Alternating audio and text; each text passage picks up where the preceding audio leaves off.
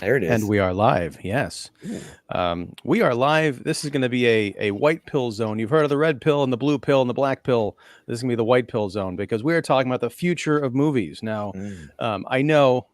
I know, dear viewers, that you've been inundated with podcasts and articles and gossip in the last couple of weeks, or 3 weeks probably, since The Fall Guy was announced that it's going from theaters to streaming in 17 days.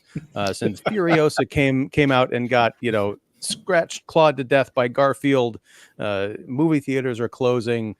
Streaming is out of control. So, what's going on with movies? We're going to talk about that tonight. We're not talking about a particular movie, but we're going to do sort of a state of the union of movies. We've done a couple of shows here on Kicking the Seat, and I've guested on some other podcasts talking about this over the years. I think that started right around the time of the pandemic, and seems every year, or even a couple of times a year, there's the big picture conversation like, oh, this is happening. It's doom and gloom. What does that mean for the future? Well, you're not going to get doom and gloom here tonight. You might get a little taste of it in terms of like assessing the landscape and talking about some of the challenges that may lie ahead. But for tonight, for one night only, one magical evening, I want to be positive. I don't want to be the negative guy. I'm going to talk with Earth's mightiest critics, who I have assembled here with me tonight. We're all going to bring some ideas, and if you have any ideas for how you can save movies, do they need to be saved? Do we need to re-examine the way that we look at some certain things? Drop comments in the chat, and we will talk about it. So, who am I? I'm Ian Simmons of Kicking the Seat. We have Don Shanahan of Film Obsessive and Every Movie Has a Lesson and the Cinephile Hissy Fit podcast with us. We have Jeff York of The Establishing Shot and Pipeline Artists. And we also have Mark the Movie Man Krawcheck of Special Mark Productions, and most importantly, the Spoiler Room podcast. So, how's everyone doing tonight? I'm well. Good. Like we talked off air. Freedom. School Great to be teacher over the summer. Woohoo! Yeah, Yes. it's buck wild here. We're watching like R-rated movies. It's amazing. It's great. It's fantastic. Well, I'm glad. Yes, summer is in the air. But I mean, I imagine if you are in one of the major Hollywood studios right now, summer has kind of become a four-letter word because, as we've all observed the last probably 10 years or more than that since Marvel sort of put summer back on the map and started pushing it further and further, into the spring. It's always been like, well, May, that's the kickoff of summer season, blockbuster season. But we've just had dud after dud after dud coming out. I mean, I think the most successful out of the offering has probably been Kingdom of the Planet of the Apes, and even that's like, yeah, it's doing all right. At least it's not losing money at this point necessarily. But so that brings us to, I think, the topic at hand, which is, given how scary things are and how uneven this summer is going to be. I mean, we've got a Bad Boys sequel coming out this weekend. We've got Inside Out 2, more Minions, Deadpool Wolverine, which I think a lot of people are holding on. They're white knuckling it, waiting for that movie to come out because that's going to save the summer. I don't know if it will. But we're going to talk about what can be done with movies as an art form, the way that we experience them, whether that's streaming or theaters. We're going to get into all of it. And I gave my panelists a little bit of homework. I want everyone to bring an idea that could, solve a problem, whatever that issue might be, a solution to how we go forward.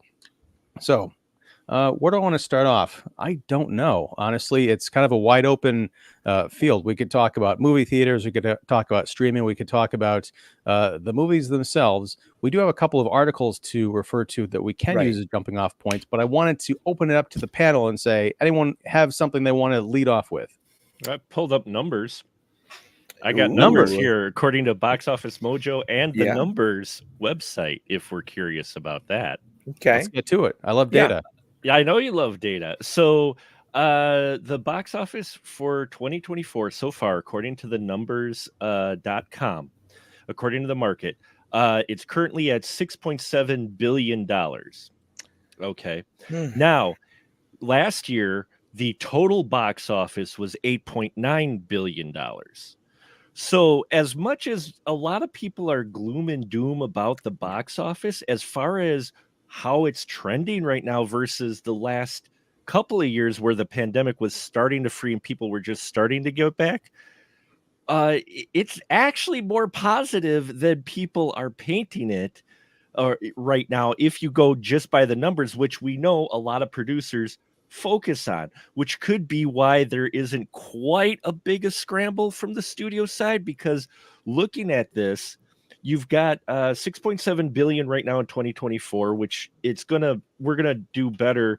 Even just on average, you're gonna do better than last year, right? Maybe not.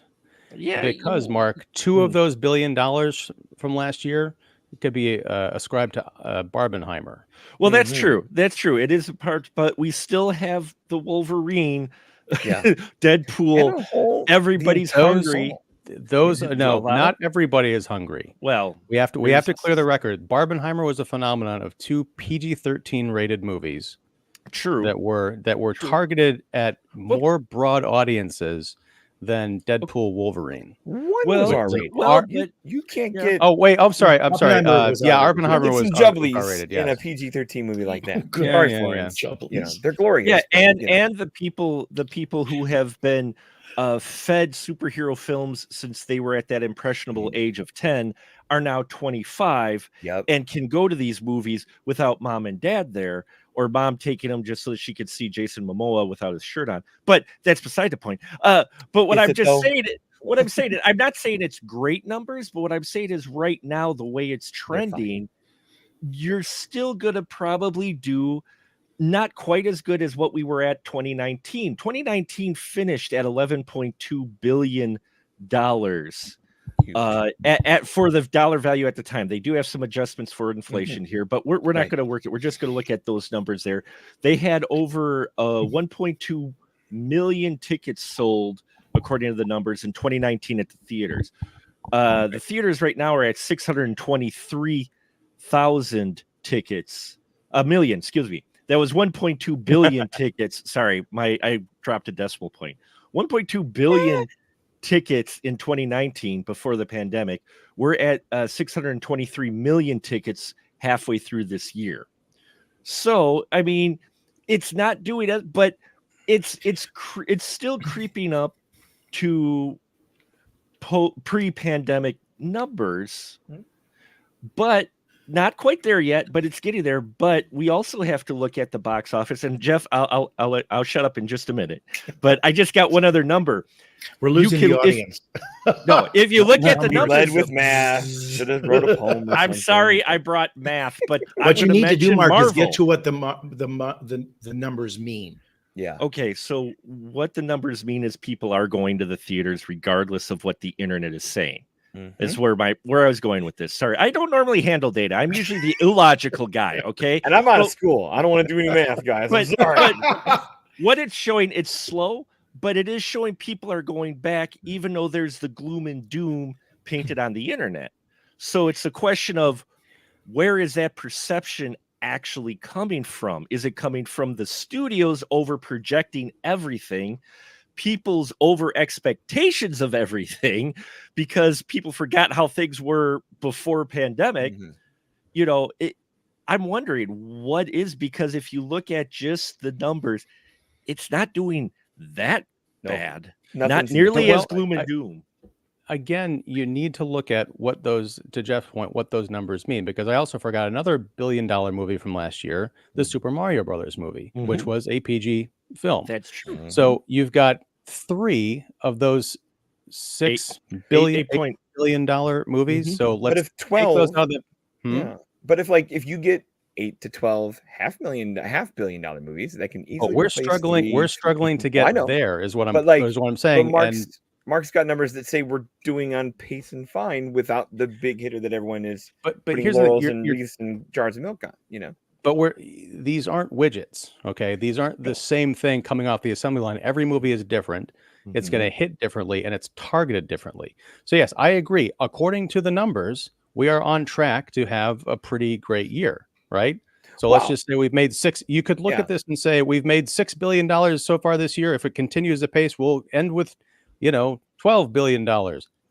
I just don't know that that's the case. Yeah. Because again, let's just say Deadpool Wolverine is a hit. I assume that Despicable Me is probably going to be a huge hit because those movies always do really well. We might make some things up. I mean, Inside Out could be a hit. I've heard really good things about Bad Boys, Ride or Die. So there may be some surprises. I know there's a new Shyamalan movie coming out, although that's his daughter. So, maybe that would be the big surprise. There's a Quiet Place prequel. There's all sorts of things in this summer landscape and a little bit beyond that could be nice surprises. We'll call them landmines of positivity. A step on like, oh, I didn't expect that to hit. So I'm not saying that I want theaters or big releases to fail. I'm just saying that looking at the numbers does not tell the entire story, because also if you look back at 2019, that was over however many $1 billion. Yes, Endgame. And you also had before that Captain Marvel, which was another $1 billion plus movie because of the anticipation of Endgame. People have suggested. So you've got these outliers that contribute to the larger whole, but those numbers can be deceiving. And looking at what we have in terms of box office now, the other thing you have to keep in mind, yes, that's box office, but box office does not in itself paint the whole picture, because between 40 and 50%, depending on what you're looking at, of the profits of the box office of that movie goes to the theaters and goes to the distributors. So the studios are not recouping that movie or that money from all these movies. So it has to be a huge success in order for it to, warrant, I could look at $250 million in profit and be like, that's amazing. Someone else could say, yes, but we expected 400 based on previous. Come back to that word expected, but Jeff's next here. I got you. Yes, sorry, Jeff. Yeah. No, sorry, please. Jeff. It's all sorry, good. Jeff. It's all good. It's all good. It's funny. The reason I wanted Mark and was trying to cajole him to get to the point is, movie going is cyclical. It goes up and down, ebbs and flows. We've been through this 5 times in my lifetime, and it comes down to a number of things. And unfortunately, I think when you have a really great time or a good year, it might be a perfect storm. And when you have some really off times, it's also a perfect storm. I'll say this, though. When television came, they said that's the death of movies. They'll never go to movies again. So they created CinemaScope. Everybody forgets that the original ratio of films when they started from the 20s to about the 40s. And if you ever go see IMAX's version of The Wizard of Oz, it's shocking because it looks like this square. It's all done as a square. So they created the wide screen, and now we call it letterboxing. We think that's what movies look like. It's like, no, until really around the early 50s. So, cinema's death has been forecast a lot. Having said that, though, Ian, I think your homework that you gave us is great, because there's a number of what they call in basketball losing on free throws.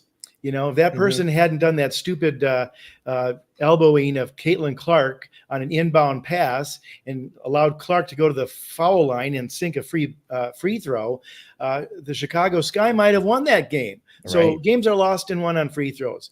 The studios and the movie theaters are losing right now on free throws, at least this summer. Now, you can say, well, Furiosa bombed, this and that bombed. Sure, that isn't good. And that's probably speaking to all the reasons that you shouldn't do prequels and sequels and movies that are a decade behind when they'd want to, sort of be striking while that iron is hot. And, a lot of people, like I said on Mark's program the other night, are bitching about up and down. This is the news in Hollywood. The reason Furiosa failed was because it was headed by a woman. We can't have women heading up to adventure movies. But I'll tell you this. There are a number of free throws that the Cineplexes and the movie studios are missing. Everything is too expensive. The movies are in the theaters way too short. They're not special if they're coming out on streaming in 3 weeks. Why on God's green earth would anybody say, well, I got to go see The Fall Guy, spend $20 a ticket, another $25 for concessions, and another $30 for parking in the city, if that's where you're at. Maybe if you're in Milwaukee and can park at the Marcus Cinema, good for you, or where Mark lives. But the parking garage, I'll bet you they're charging now for it, though. But you can't expect that movie to make $200 million in the theater and then, look, we've snuck it into the streaming, and now we'll make another $100 million. People aren't that stupid. They're going to be 3 weeks. What's that? I can wait that long. But I do think that there are some basics beyond those kind of easy free throws too that I'm sure we can talk about in a minute or two, because I don't want to get to the the sort of running part. I think we have to walk first as far as cinemas and studios. Like, they have to do a number of things, and probably mostly those, which I think are just unbelievably stupid that they're doing. It's like, I can't believe anybody in Hollywood who's got a corner office says, you know what? We're going to make so much money, but we're only going to have the movie in theaters for 3 weeks. That's absurd. That person should lose their job, lose their pension, lose their drive or whatever. I don't know how the hell they figure that, but it's still the pandemic hangover, which is weird. A little bit of that. It worked for a while, I think. Greed hangover. To get us greedy. Right. Yeah, but that greed is backfiring because it's not. I mean, even streaming services aren't, making money the way people would like to or think that they would like to, as much as they see that as the future. But yeah, I agree. There are these multi-faceted points that I think we can hit on, and a lot of them were covered in Matt Zoller Seitz's piece for RogerEbert.com, which I haven't linked down below. We're going to reference some things that I will post links to after the stream is over. Yeah. Because I don't want you reading while we're talking. Rude. But no, some good reference points. He posted a piece Friday called "Far, Far Away: How to Get People Going to Movies Again." And he had the image of Nicole Kidman from that AMC ad. I understand why he put it there, but that's not. I hear collective groans whenever I go to the movies, and that comes up like, ugh. I am a defender of that ad. I like it. I know it's corny, but everything she says in there. We go to the movies for magic. That feeling you get when the lights begin to dim. I've seen it so many times. I could memorize it. Probably in the accent. The most shocking thing about that ad is that we forget that Nicole Kidman is Australian. When's the last time she used her actual voice in a movie? It's 20 years ago. Subtle. 15. Yeah, that's true. That's true. But Matt, who I must say is a former panelist on the show, had him on a couple of times a few years ago. Great guy. He's a flagship guy. I mean, that's a top fiver of the biggest outlets you got. I mean, that's Zoller Seitz, editor at large for RogerEbert.com. But in all fairness, I don't think he said anything that we don't all know. And as good as that article was, because we need to remind everybody, here's the problems. They're not that hard to fathom. No. They're very, very basic. Here are 7 things, or how many things he pointed out, that you just need to do. I mean, go ahead. I'm sorry. I didn't want to, I'm not saying he's like, to me, that article is great because it's like, send that to every CEO in Hollywood, right? Well, because they've forgotten all that, but it's common sense. I disagree with it, you said. Yes, because I read it and there's a lot of nice ideas. It's kind of like communism. It sounds great until you try and apply it to millions of people. Boy. Like, hey guys, what if movie tickets were cheaper? Yeah, it can't happen. That'd be great. Toothpaste. Can you apply that to milk and pet food and clothes? Right. What if we opened more movie theaters with smaller screens, more, fewer screens and fewer seats? Yeah. Let's talk to the hundreds of movie theaters that have closed in the last year. And he does address, which is, it's weird because he does address the fact that he lives in the Dallas area and he has to drive like 45 minutes to a multiplex. He's got an art repertory theater near his house, he said. Right. But it's strange because he's saying, well, we need to open more theaters, but he also lives in a cinema desert. These things don't run on, artistic integrity and dreams. You have to have people showing up. And my t-shirt, it's a business first, it's an art exposition second, and it has been. They don't call it show business for nothing, as they used to say. It should all, like you said, communism wise, we should be giving this art away for free, but no one's going to do that. So. But here's what I think, if you read between the lines, and I think he actually even had these later in the paragraphs of his major points. You're right, they're not going to reduce the price of tickets, but they have, the whatever the bargain Tuesdays are. They do have matinees, and they never advertise that stuff. No, they don't add anything else to it. One of the things that's one of the reasons I think that they do. It's just like gym memberships. It's just like when I went to McDonald's this morning, and it's like, well, you can get an Egg McMuffin, and then you get a second one for $1. Well, the logic would be, why can't I just get both of them for $1? It's because that promotion, they can give one away for a third of the price of the regular sandwich because they've got everything else at full price that people are buying all the time. You're still buying a coffee. That model. We're going to sell all of our sandwiches for $1. You'll be out of business by the end of the week. Exactly. No, but what I'll tell you, they to use another McDonald's story, and maybe you and I even mentioned this at our breakfast scene because it's a breakfast story almost. But here's probably the most significant promotional news that ever came out in the last 20 years. The very first year the McDonald's ran the Monopoly game, it was a big hit for everybody. It won them all new customers. Their numbers went through the roof. Second year, not so good. And they tried to figure out, well, what happened? You know what happened? They didn't give away any prizes. The chances of winning were like 1 in 200. Yeah. And they said, fuck, man, what do? We got to get it down to 1 in 5. And that's what they did.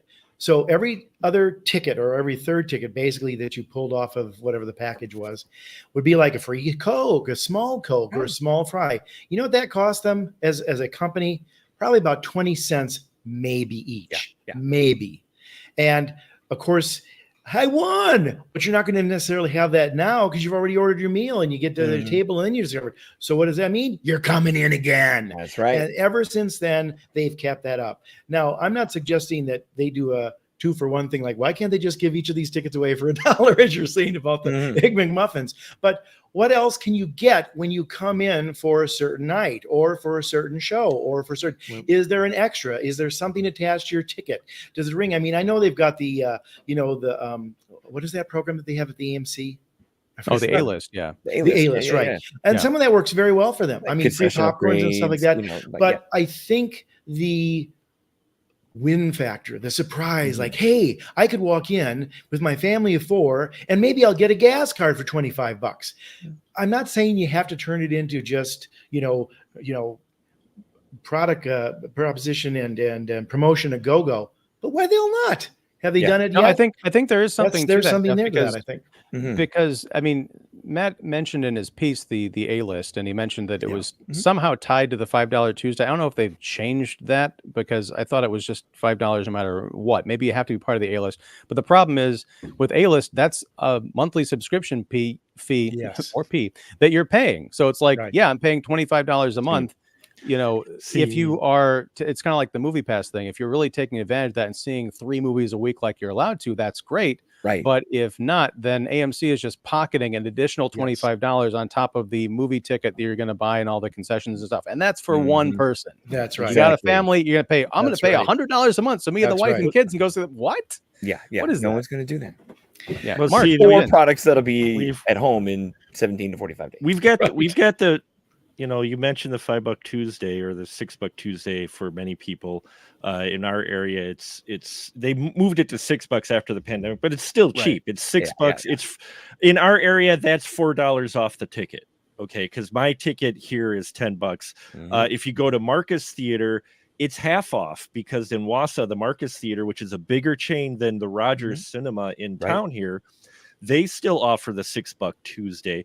Plus, they do have the rewards program, which I'm a part of, which you could get a bucket for the year. And I don't live there, so I don't get it. But if I lived closer, you get the bucket where you pay a certain fee. But when you come in, your refill is discount, just like it is with Quick Trip. But the deal with the $5 or the $6 Tuesday, the discount Tuesday, is you get your refreshments. You could get a small soda and a small popcorn for $2 each, which again is almost is $1.50 cheaper than what normal price is. And that discount alone brings people in and buy concessions. Now that's a smart deal for them as well, because if you're by yourself and you buy it, great. You bring a family in because, hey, $5 Tuesday to see a Pixar movie, I'm bringing the whole family. You're not going to probably get the $2 bag. You're still going to get the bucket, which is a normal price. But what I'm saying is when I went to see Fall Guy on the $5 Tuesday or $6 Tuesday, the theater was packed. I mean, there were people sitting in the seats that nobody usually sits in because they're too close to the screen on the mega screen. So, the theater was packed. It's not that people don't want to go. Cost is part of it, sure.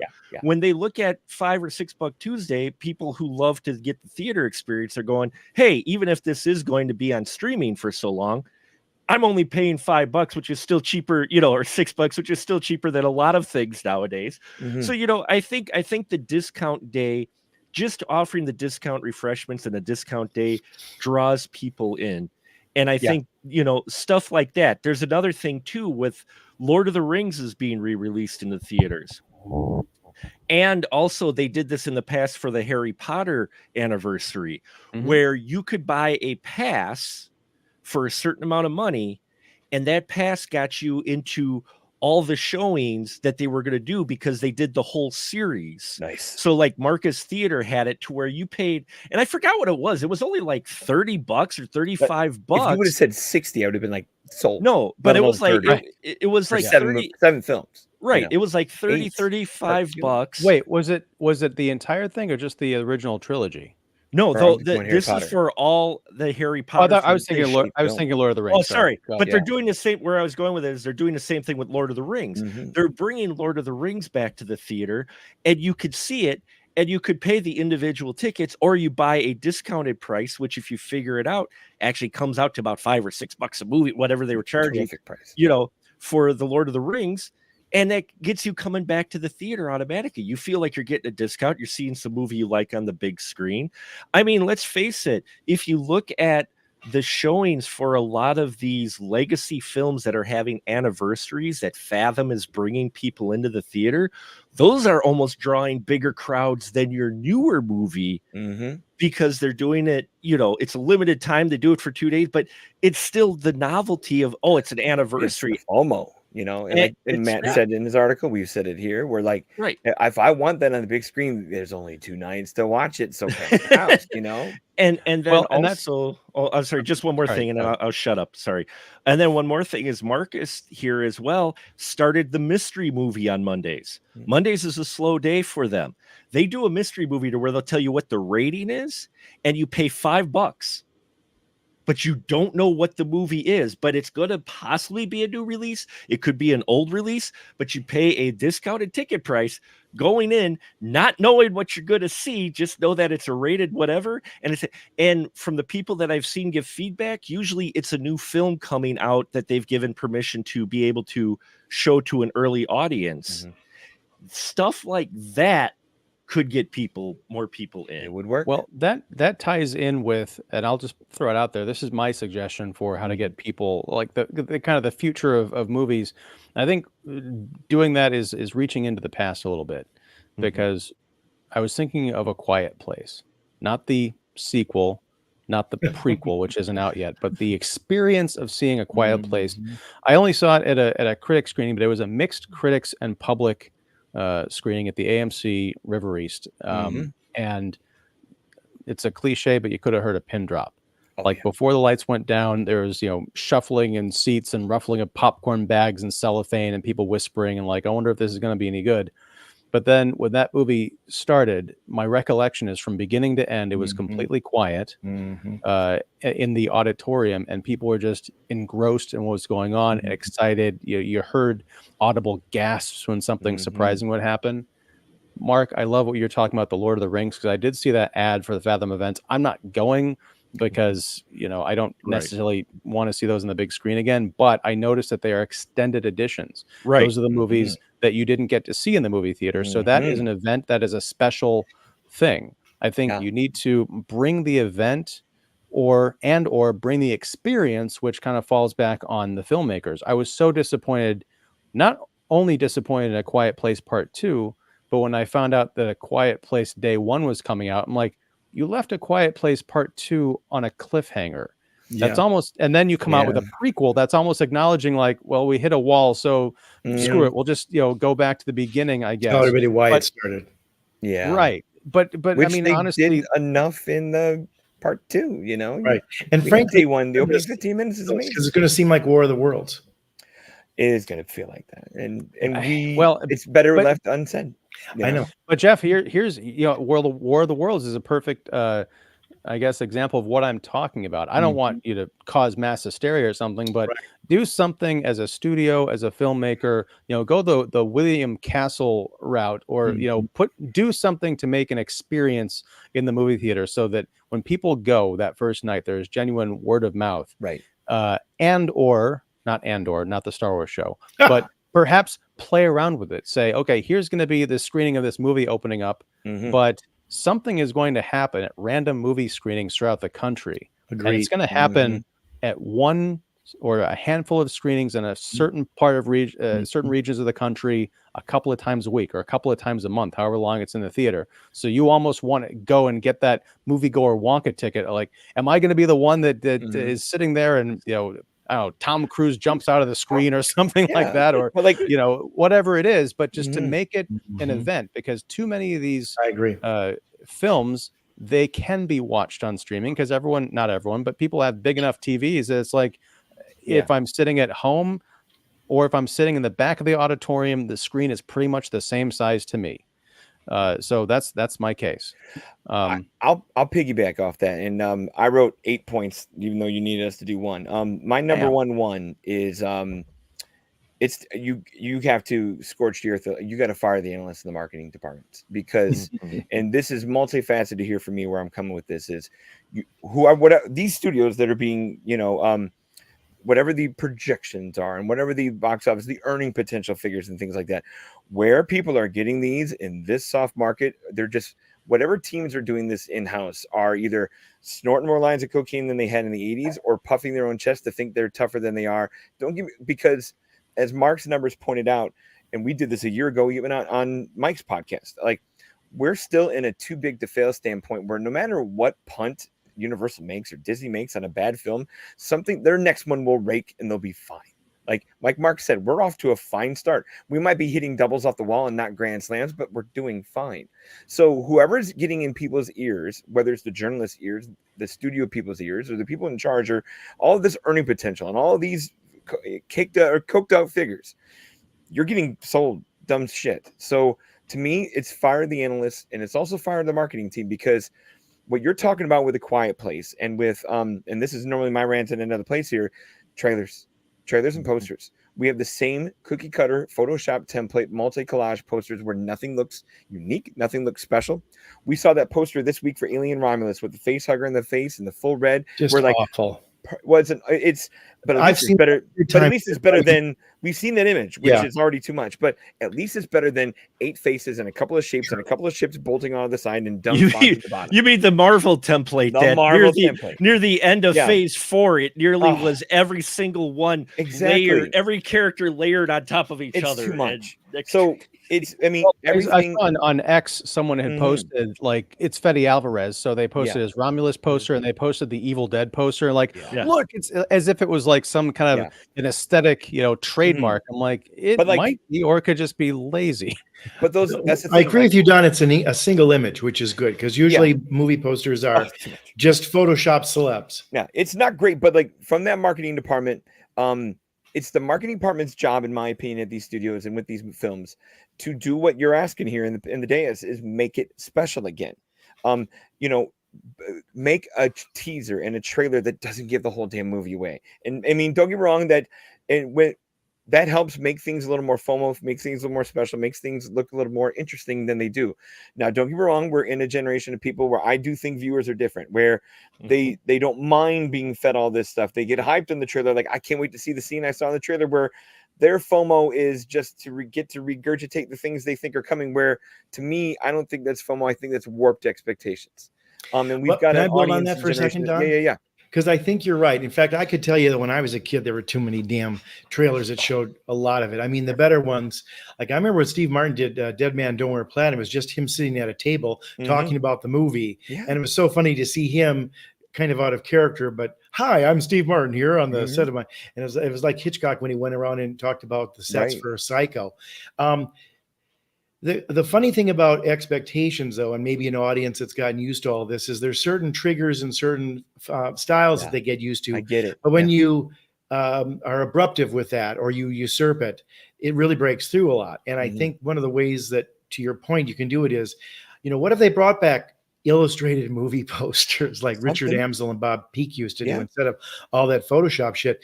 People would love it, especially when they're, making their superhero versions of themselves on AI, or putting their car in a special fancy fantasy segment or something like that. There's a lot of those kind of surprises that this audience, the younger audience, or maybe the people who are used to trailers that tell them everything, might perk up their ears to, because, oh, that's different. I know what a movie is, I know what a trailer is, but I've never seen a trailer like that. How novel. Well, just rope-a-dope people, like, breaks through. I mean, we would fall. I mean, it does not take much for you, veterans, young people to fall for a well-placed, well-hidden surprise. Yeah. Where when done right, it's not that hard to do. Now, I get that the internet and the access and the piracy culture and the paparazzi culture, like, it's hard to keep a secret with so many cooks in the kitchen, so many studio fingers in the pie, and all that stuff like that, where we have shareholders and board members running these things more than creative people. And I know we've got a Skydance Paramount merger this week where maybe we might have a studio run by creative instead of corporate, but it doesn't look great. But that's still on the marketing department and the analysts to be like, hey, don't project us this high, or bring, because they are the same people who can be like, hey, maybe that budget shouldn't be so high.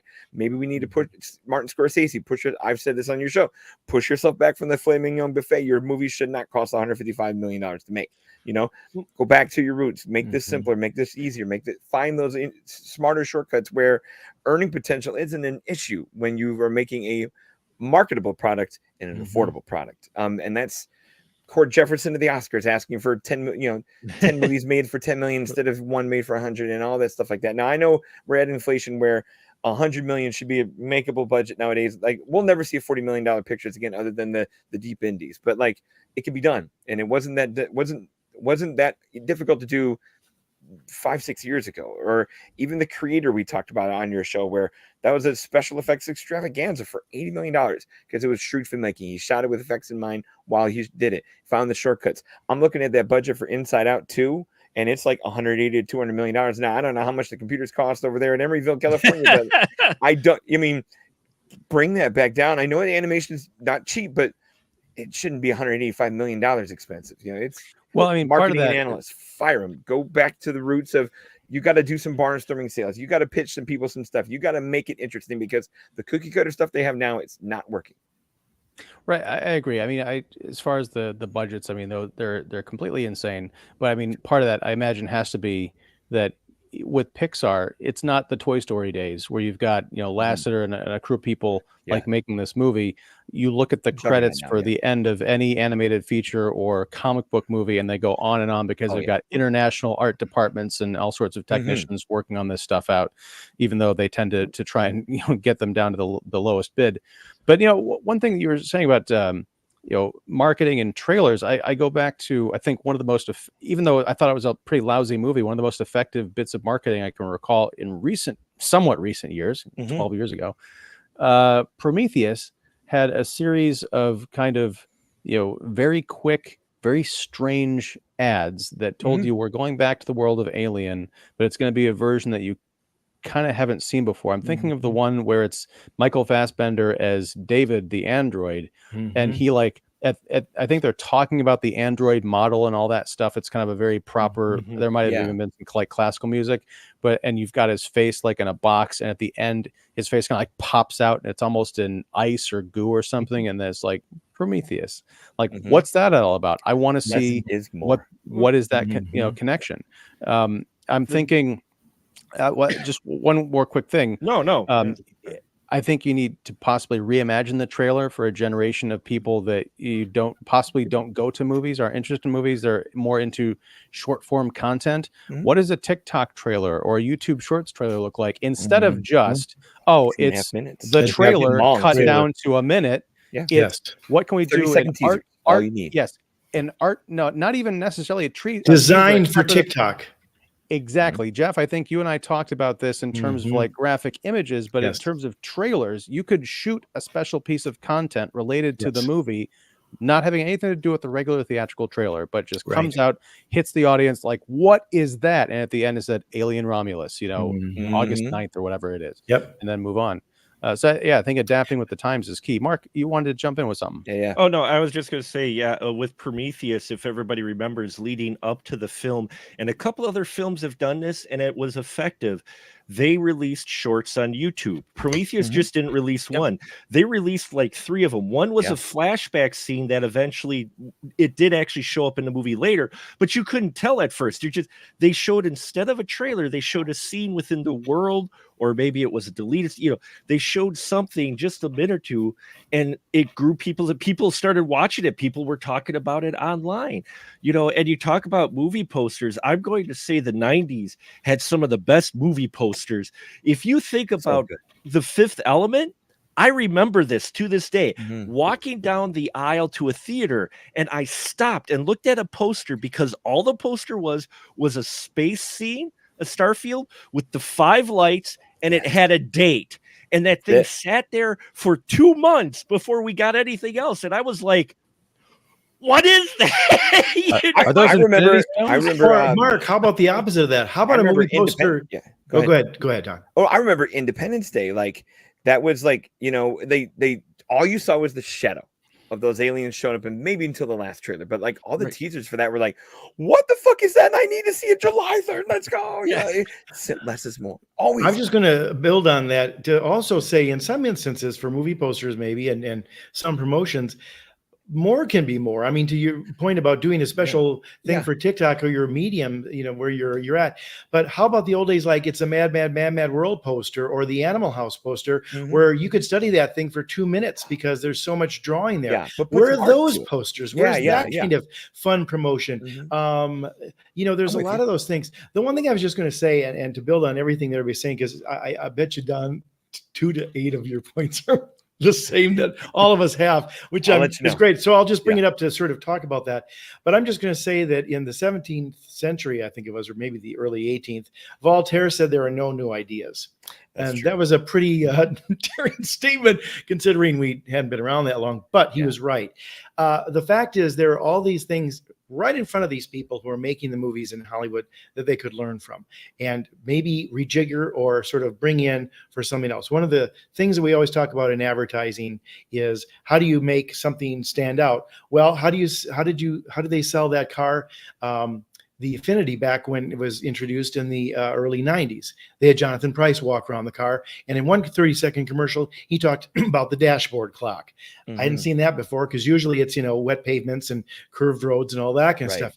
But here's this esoteric man talking about the $60,000 vehicle and this little clock in the middle of the dash that does this and that and the other thing. Holy crap, that broke through. Do you remember the Cheer commercial where they did product demos of showing how you clean something, but it was Joe B. Cerny doing to an opera, and he'd do like a little martini shaker and stuff like it was a different way to show a cleaning, right? So different things done in advertising. Same here. There's all these kind of things. You know how they get people to vote for a movie during Oscar season? They have the actors come and talk about them. Exactly. Now, I'm not suggesting that you're going to schlep those guys out to Mark's neck of the woods. However, what if you had like, for the first 3 weeks of this, we're going to be showing an extra half hour where you get to hear Brad Pitt and Leonardo DiCaprio talking about the movie. Or I love what Ian said, is like, hey, there's a special thing that comes with Tuesday movies or Wednesday movies or Monday movies, whenever the boring days are. Come, and you don't know what it could be. It could be a celebrity who shows up. It could be free popcorn or who knows what.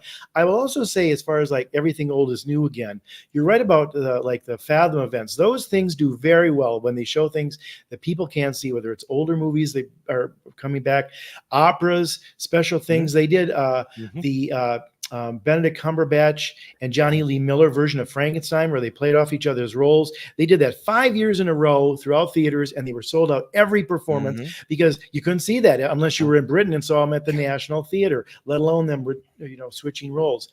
In 1980, of all things, Nicholas Nickleby did a 12-hour play that was cut into 2 days and a morning or afternoon, or like afternoon, and then they have a dinner break for 3 hours and come back, and it sold out every performance. Now, that can't be done all the time, but what other things can you put in the theater? There's bullshit about like, well, we can't do a 4-hour movie. Who says? Do it with an intermission. Maybe people won't mind sitting through The Irishman or something else they're doing. I mean, I would also offer that, 10 years ago, we would have laughed the screen off, or 20 years ago, saying like, well, gaming is kind of an individual thing, and those people who play online with each other, that's a fringe thing. Now that's the only way to play. Right. I'm not suggesting that you do that in the theaters, but what can you do that makes it more communal? Those are the ideas the marketing people should be asking themselves. How can we make this an event that you want to see with your friends or family or a group of people? Just like a comedy or horror movie is better because you get to laugh and scream together. But you got to get people to put the cell phones away, because that's you hear customer complaints of like, I'm going to pay $20 to go to this movie, and some assholes on their phone all the time, like, or their kids can't sit down and shut up. So communal with some rules, you know. Phone bags, you know, they have those. Building off of that. Oh, sorry, Ian, didn't mean to cut you off. Sorry. Oh, just real quick, Mark. I was just reminded of an event that I went to with Fowley years ago. It was a Fathom event at the City Theater on Western Avenue, and it was Woody Harrelson's Lost in London. And the gimmick was they were going to film a movie in real time, live, beamed to multiple theaters around the world. And it was this like weird action comedy caper thing that had multiple locations, like 100 actors. Like, it was crazy, and we got to see it all unfold. And the great part is, like, there was a delay in starting because I think it opened with the character like a musical theater thing, and there was something wrong with the performers or something, and we heard it before we could see it. There was a timing delay in the big climax, so you had to watch people improvise. You saw people flub lines but then keep going and work that, you know, the happy accident thing into the script. That was exciting. The end product was, you know, pretty darn good as I remember it, but I don't know that it might have gotten a physical release of some kind years later, but kind of like we're saying, the theatrical to streaming experience, make an event, and it'd have to be rare because you can't put that much effort around something that there's no guarantee a million people are going to watch in a weekend, but say, hey, we're going to do this once. And it's kind of like that Chicago Destroy Your Art thing where people bring stuff that they've made and say that you will never see this again in any form. Make that. Mark, go ahead. Sorry. I saw an indie film at the beginning of March that the title of it is It Doesn't Get Any Better Than This. I interviewed the filmmakers about it. It's a found footage film that these two filmmakers, a husband and wife team, shot while they were looking for the location for another film. They came across this very creepy house and decided to shoot the film. Now, the gimmick with this film is that they show it. It's never going to be on streaming. It's not going to get a physical release. If you want to show it at your theater or at your fest, the two filmmakers will come with that film and show it and do the Q&A. But the only way you can experience the film is in the theater. They have sworn that they're not going to distribute it. And let me tell you, that's a bit of a hook for a cinephile when you go to a fest and you hear, you're only ever going to see this movie, even the good or bad. And it was interesting. It was a decent found footage film. It's a hard genre for me to buy into, but still. But there's a gimmick like that. Or my buddy and I were talking about this at work the other day we're talking about getting people in theaters, not necessarily helping the studios. We're talking about getting people in theaters. Sporting events. Lambeau Field is sold out till the end of time. Okay. There's you can get scalper tickets in that, but as far as season tickets for Lambeau Field are willed to people in families. So unless you know somebody or the town team is really tanking and then you can buy it cheap, you're never going to see it. Now, imagine you're a Packer fan going with other Packer fans, going to a mega screen to see the sporting event with other fans who you can cheer with because you're watching your favorite team play a sporting event on a big screen with a bunch of people. It's almost like in a studio. Yeah. At the stadium. But you're on to something where like and Jeff touched on this too, where the movie business, it's not losing to television because it's fine. We were talking about the numbers and all that, but you with the streaming windows and all that, you do have to compete with the quality of the home theater experience that we now have. Like people, 40, 60 inch, 80 inch televisions are not terribly expensive for the typical middle-class person and then by the time you buy a soundbar and maybe a disc player here or there, you're not really breaking your bank like you had to be a rich man to have a mega screen when you were 20 years ago. So to compete with that 4K sound, the big screen can do that. And Matt Zoller Seitz put in his article, like, hey, you might need to improve those projectors, improve those sound systems, make your product better than the home theater scene, because for a sporting make the event, seats more comfortable, which they're doing more and more. For a sporting event, UFC and wrestling have done it, where they put their products pay-per-view on the big screen rather than watching it on your screen at home. And you're in a raucous crowd, put some deals on the concessions. Like, if you combine smart products with smart business by your theaters, which thank goodness they're even coming up with the A-lists and the 2 days and the things like that, because it's probably on a necessity that they have to, but like somebody's finally doing some smart deals and things, because the big studios aren't. So yeah. Well, I know they're doing the NBC Olympics opening ceremonies as a Fathom event, which I was like, I maybe there's an audience for that. But Mark, I mean, pointing to what you had said about the sporting events, I mean, how cool would it be if you had, you could pick your theater? Like if you're a Packers, like if it's Bears Packers, you could select, I'm going to the Packers screening. They both take place at the same time in adjoining auditoriums. Sure. And you're trying to like out cheer each other. Yeah. You're watching the same game, but different experience. There's Like that. Yeah. Well, the other thing I was going to say too, and this sounds, you'll laugh at this. Maybe you'll think it's ludicrous. I got something laughable next. Don't worry. Oh, okay. I'm sorry, Don. I know you've got many points. I should shut up and let you go first. Well, maybe it's one of them, because I think we're probably very much in sync on all this. But we laugh at some of these things when we think about it. But I love what you're saying, because I also think part of the way you get people in the theaters is to not just think about the 2-hour conventional film, which is the studios what they want, because they want the turnover in a day. That's why they don't like the 3-hour movies and et cetera, et cetera.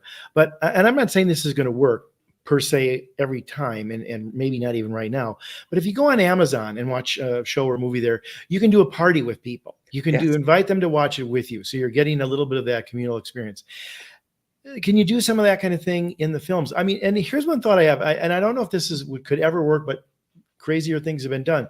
You watch like a mini series that everybody was watching, an event like Big Little Lies. I mean, that was must-see appointment television.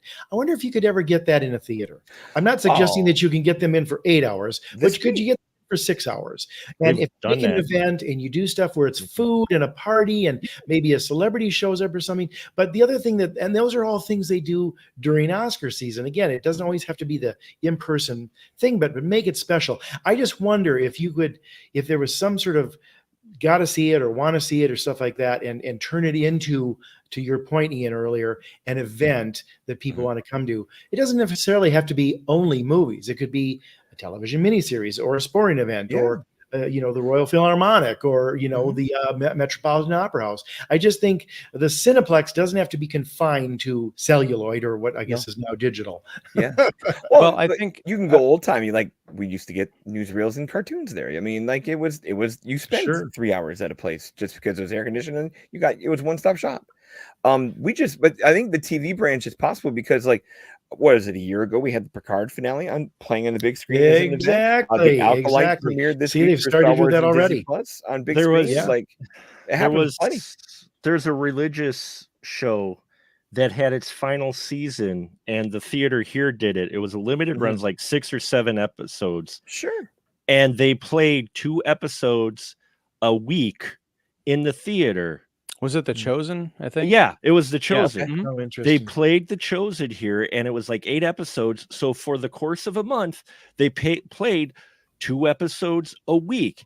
And I guarantee you it got people back because that was where they were showing it. They weren't showing it on streaming. They were showing it in the theater, and it got butts in the seats. Well, I mean, but not but possibly. And I mean, who loves to gather for weekly events in one room to celebrate their faith? Church. It's not that. That's right. I know that's a different model, something like that. Yeah. But I think there might be a key in what you're saying, Mark, is target these events at the types of people who come out who are used to communally gathering. That's why I'm saying fire analysts, because like, look who's buying the movie tickets. Like our little film Twitter crowd on Twitter, who's outraged that more people aren't going to see Furiosa. We are a small cross section to everyone else who affords to go to the movies. Like in our little circles of cinephiles, we're probably like, we're not missing a thing. Our FOMO is automatic. But for everyone else who, between budgets and economy and things like that, where their hard-earned dollar needs to be worth their time, look who's buying the movies. Like, there's a reason why Sound of Freedom outgrossed Mission Impossible last year, because those are the folks that are buying middle class people who can make it. The young people, like you said, are going in singles here and there, but it's the niches, it's the horror crowds, it's the cinephile crowd. Like, they're still showing up when they can because they have disposable income to a degree. But like, if you want to get the biggest ticket of the 4 quadrants and the families, look who's buying it. It ain't the liberals in the corners here. And those people are also encouraging them to become parties, events. It's everybody on a bus. They bring food in. They have somebody talk about it. It's turned into its own special event. And they did that down in the South when I was working in Birmingham all the time. They had all those kind of niche films that came in, but they were almost like, why am I not at this party? It looks like it's a pretty cool thing. It's a movie with a party around it, right? And stuff. So they did things like that, which are very smart. Well, I want to first, I got to pull over to do comments because we got a billion of them. But one of the commenters here is our dear friend Sajiwa, and he's got a lot to say.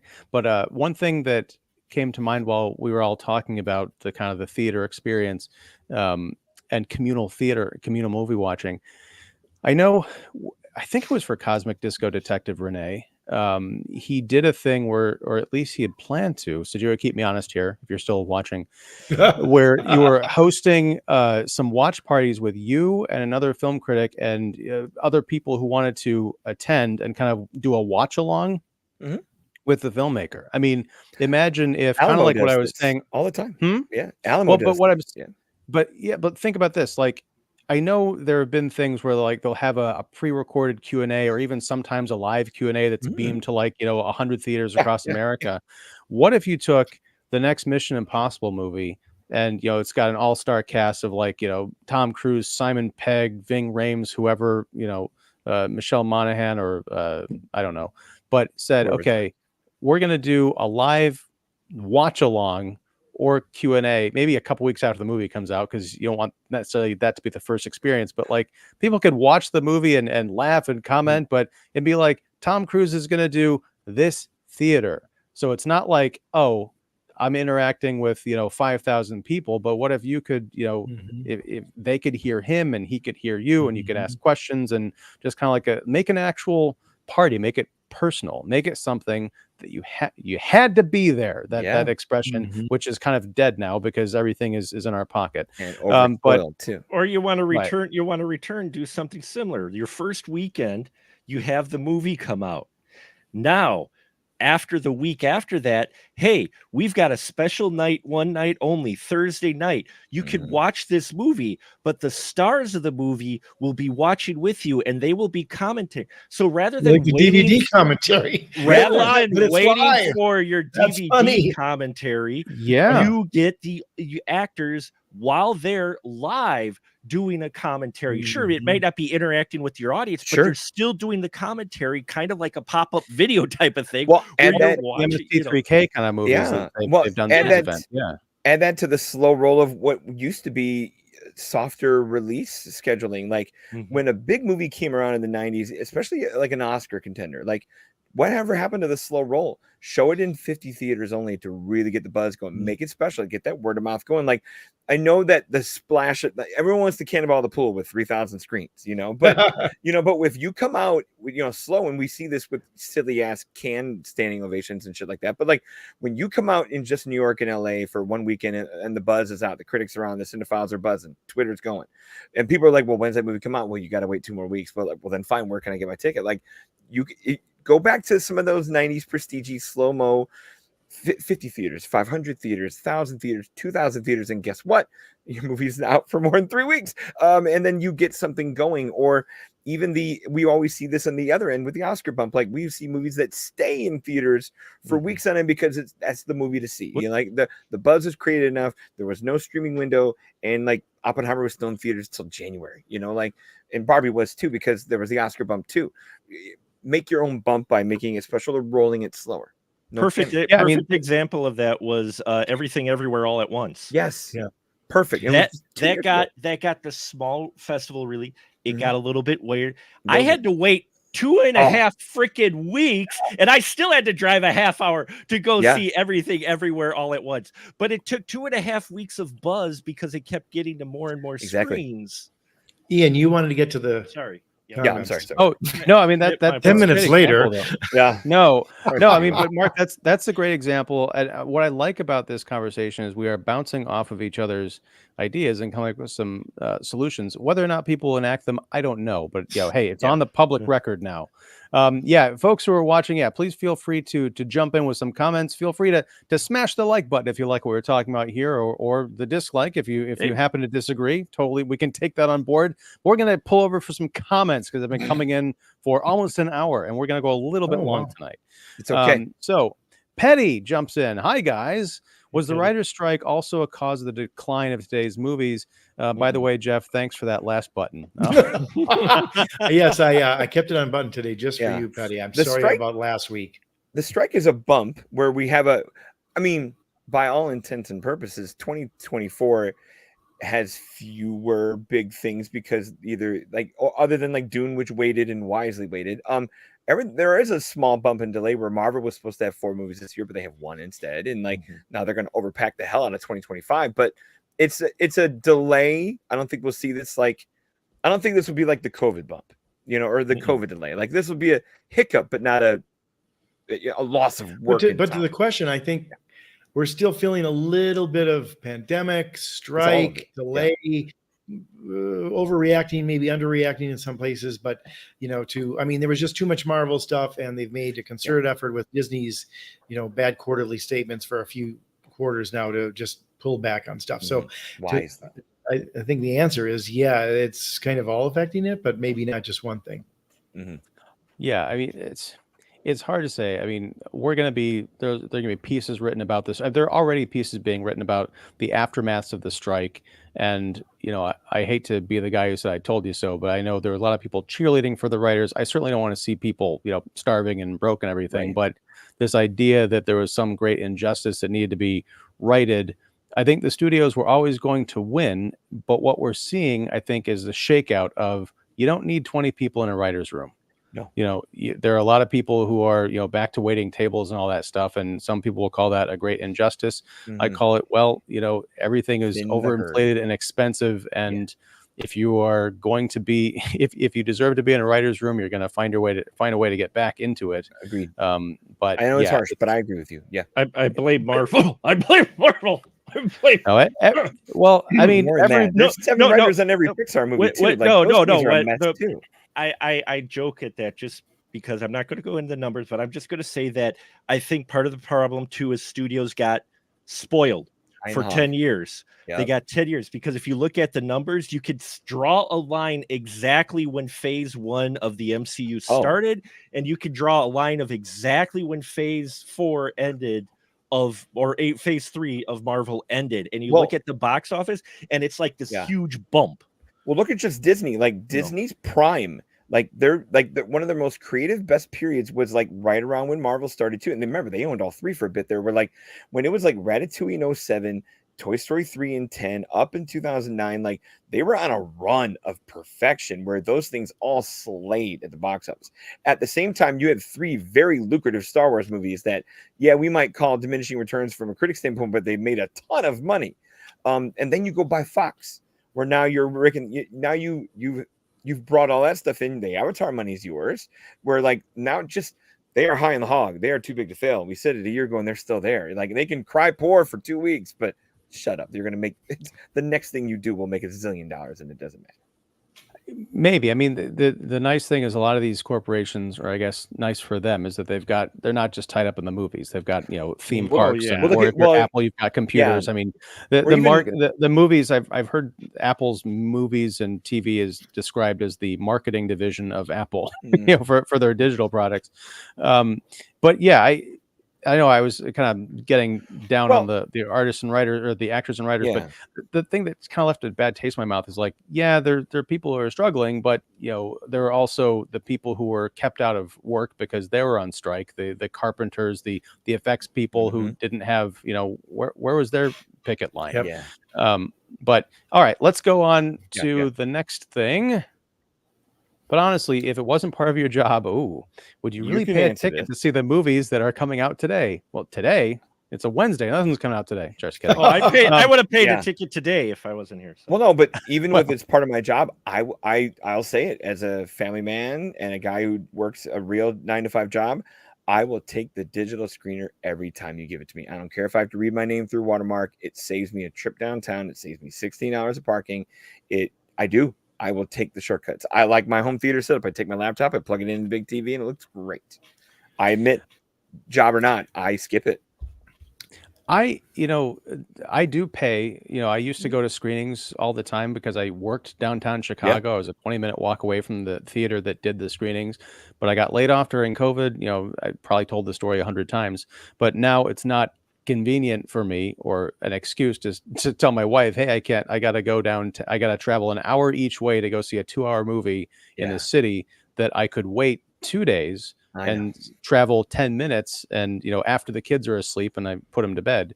So I do pay for the movies that I go see. Sometimes I'll get screeners for like indie stuff and I'll watch them at home. And I'll encourage people to go see them if I think it's worth it. But I think Mark and we definitely put our money where our mouth is, and I know that Jeff and Don, we all have paid for movies. But to Don's point, even though we get, and this is the little dirty secret about critics, even though, yes, we get free to see the movies for free in advance, usually there's parking, there's always a time commitment, there's some kind of transportation. So we would have been better off if we just stayed at home. But then again, we wouldn't be able to talk about these things in a timely fashion. So great question. Let me build on to just for one more second. What I think he's really onto too is the simple fact that are these movies that people really want to see? And that's the bigger arching thing that maybe is really the crux of all this in a way. But I'll tell you what I think is the big killer of movies like Furiosa and stuff that potentially is like regarded as a bomb after a weekend: word of mouth. Yes, because I think that gets traveling pretty fast, and especially in the hyperbole culture. Well, here's the funny thing: is when we were asked coming out of the theater as critics, quick, what's your first impression of it? I said, dark as hell. Yep, that was my first thought about Furiosa. Now I liked it, and I gave it a good review. I didn't love it, but I know some people here did not like it. But my first impression was like, boy, that wasn't Fury Road. I mean, I watched Fury Road a week before it came out just to kind of familiarize myself with it, and it's fun as hell. There was not too much of that in Furiosa. I don't think it has anything to do with Andy Taylor-Joy or a female-led actioner. I think it's like, this is a movie about child abduction. End of story. Marketing. Do I want to watch that? Do I want to watch a movie about child abduction? And they kind of dance around the fact that she hasn't been raped and all that, but she's kept as a slave, and that's child abduction. There's nothing fun about that. And I think that kind of stuff kills it. One quick story. I promise I'll get back to the questions. We are going long. It reminds me of the very famous story from the early 90s when Arnold Schwarzenegger had Kindergarten Cop. He went to Universal and said, I'm the biggest movie star in the world. What else is coming out against me that weekend? Show me what they've got. And they had a sneak of Home Alone. They showed him. He goes like, that kid is cute, but he's never going to beat Arnold. Well, guess what? He beat Arnold. You know why? Because word of mouth killed Kindergarten Cop. It was an R-rated comedy about children with violence and this terrible, brutal mother at the end with a gun, and the kids being held with guns at the end. Who wants to see that? Whether it's Arnold Schwarzenegger, Mickey Mouse, or Jesus himself, you couldn't get the church bus filled with that as the theme. I'd watch that last one. I'd watch it. Well, maybe you creeps, but again, who's buying the movie? Saying it's like, and the word of mouth just killed that. Where Home Alone's like, oh my God, this kid is hilarious, and this movie's funny too, and it's all cartoony, silly goofiness.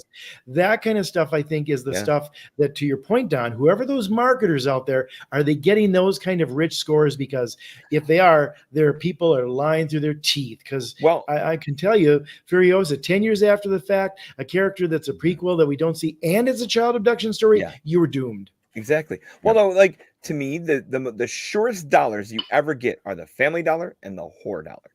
And the horror dollar is horror. Okay, horror. Horror. I thought you were making I thought you're making some sort of religious metaphor. But, that Mary Magdalene. No. But the horror scene, HORROR, the horror scene is always people will go because, again, those are events, those are mysterious, those are always perfectly marketed. Fun to watch with an audience. Fun to watch with an audience. It's a communal experience, and like those things can be made for peanuts and always make their money back. Like that's the till that keeps on going is the horror scene, and then the other one is the family scene. because that is the biggest ticket. That's the biggest receipt you're going to get is the family of 4. Your typical American nuclear family, where if you can get them to come to the theater and they're shirt tugging for the popcorn and the ices and all that stuff like that. That's how those are your biggest earners, is the regular horror crowd and then the family crowd. If you can't get that because you're making dark stuff and non-special stuff, what do you got? I mean, unless you're, or you have to be, and like you have to make an event in a different way, like Oppenheimer, like, which is not a family movie and not a horror movie, but Barbie did that by being. Barbie would have raked even more if it was PG, not PG-13. That thing would have, if you take 10-year-olds to that, as if you didn't already at PG-13. But imagine if you softened even a few more edges of that, how much that would just absolutely destroy things if it was PG. Don, I just want to say that you were talking really quickly a minute ago. Sorry. I could have sworn you said the horror scene was made for penis. No, anyway, sorry. Yeah, those nuts that are cheap move on. and easy to do. Yeah, these nuts. What? Yeah. These nuts. Yeah. Our good friend David Wilt pops in, says, if you ever watch those classic movie trailers like from the 30s and 50s to the 60s, they didn't give, I guess, much of the plot away. They were mostly ads to go see the movie. Yeah, and lots of titles, lots of voiceover. Oh, totally. I missed that too. Let me just say, we talked a bit earlier about Alien Romulus. One of the things that just so pisses me off is going back to the Prometheus theatrical trailer, like the teaser, not like the shorts, but the teaser trailer. They brought back that eerie siren from the original Alien, that whoa, kind of thing. They've used that again in Covenant and now in Romulus to the point, like when you heard that in Prometheus, like, oh my God, that was the throwback to Alien, and it's so clever and cool. And now it's like, so is there anything worth leaving the house for in this damn Alien sequel? It's another prequel. I want to dump on the marketing though for that movie for a second. Well, I applaud the first image, the single image rather. I've seen that before. They've used that too many times. You got to show me something else.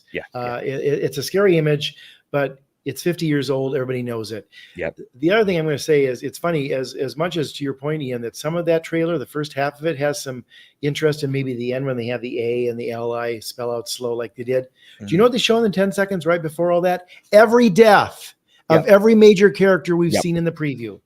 And it's not that hard to see. Yeah. I watched that and I thought, shit, why am I going to go watch this when the critics screening is? Because I know every one of the characters who dies and the one who doesn't. And they show that in the trailer. Fuck them. I'm so goddamn mad that this is the shit that they do. Watch them. It just is like, I got caught in that. And it's like, I shouldn't have watched it like Don, who doesn't.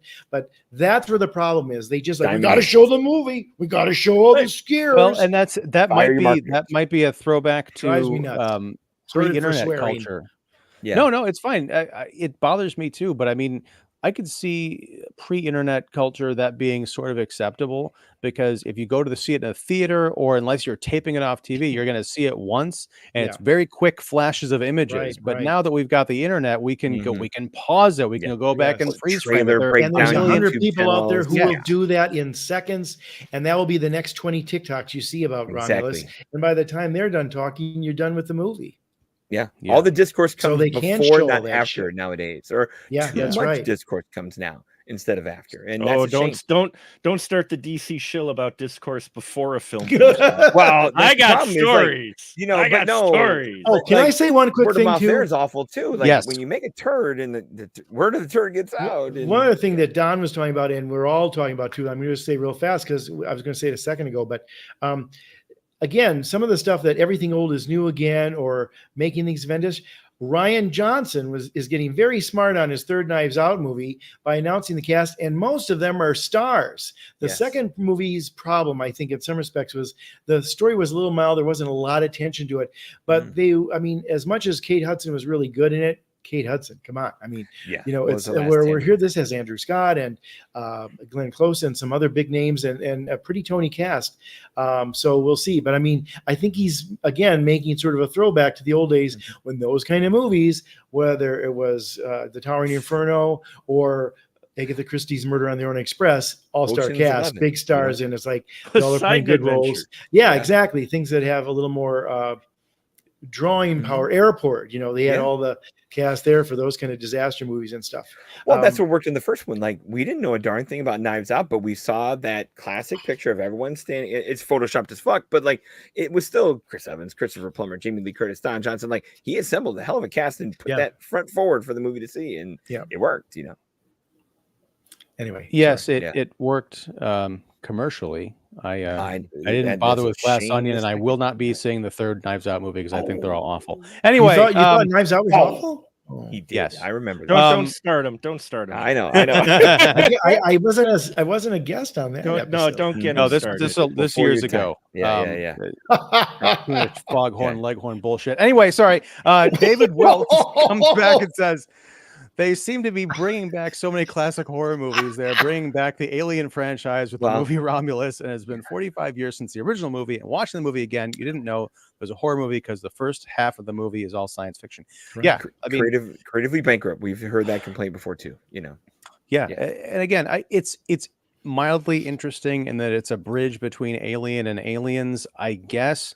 But once again, we're 3 movies into when does Ellen Ripley show up? Well. But I mean, Alien Covenant, a movie that another one I didn't like, but it ended on this kind of an eerie note of David flying off into the cosmos, this planet, to grow his creatures. I don't know if we're going to find out anything about that. It would be nice if there was some of that connective tissues. I've heard that there is a reference of some kind to David in the movie. I don't know how it's connected to those experiments, whatever is going on in the Romulus space station, but if it's another one of those A Quiet Place Part 2 things where it's like, well, the last movie, we left it on a cliffhanger, but no one liked it, so we're just going to go try something else. I'm not interested in that. Clean up your messes. Sajiwa pops in a while ago. We're just catching up. The future of movies is Sajiwa, asterisk. The self-made man. Indie art house special event screenings. He's right. Like, even our own friend Michael Glover Smith. There's a lot of good stuff. We see folks make movies, keep it niche, sell it out, market it well, hit the festivals. They grind, but see, that's also about PR too, because you have to get people to understand that you can have smaller movies. That's why there's no rom-coms anymore. People think, oh, there's nothing special about them. It's only 2 people falling in love. It has to be $200 million of special effects and stuff. Studios are just dumb about that stuff. Well, no, they're not. They're not dumb necessarily. They're dumping them to their other ventures. Is what's happening. It's what we talked about before, and where they're making the mistake is, look at how much new content's on your streaming channels coming out just this month, not including the screens. How much new content with people who are familiar. They're shorter films. They're your family films. They're your comedy films that they don't have enough confidence to put in the theater, even for a short amount of time. They're putting them directly to streaming because they've made so much. It goes back to my little my little phrase of, we've hit critical mass media, to what there's so much consumption now too, that people, those smaller films that used to make at least some money, don't get to the theaters because they like, oh, I got an $8 million movie here. That's pretty good, but I'm not going to pay the marketing or the distribution for it. I'm just going to dump it on my already streaming channel where I've got people in an audience and people will just watch it. Actually, streaming is hurting right now. Other than Netflix, most streamers are hurting and they're not doing as much content. And the argument I would just push back on that, Mark, is they said the same thing about TV movies in the 70s. ABC had a movie of the week for 90 minutes every week for 48 weeks out of the year, I think for 4 years. If it's good, it'll be watched. And they still did rom-coms and movies, obviously in the big theaters. I think that used to be the thinking 5 years ago, but look at what's on Paramount or Peacock. Isn't that plentiful anymore? They're lucky they're dumping the old libraries out onto their platforms because they don't do that much content. I mean, Apple still does quite a bit, and Netflix is still making a lot of money. Those are the 2. Platforms are hurting. Well, Disney Plus has their big brands, but even those are few and far between at this point. Well, and they had to add ESPN and Hulu to it to make the package worthy.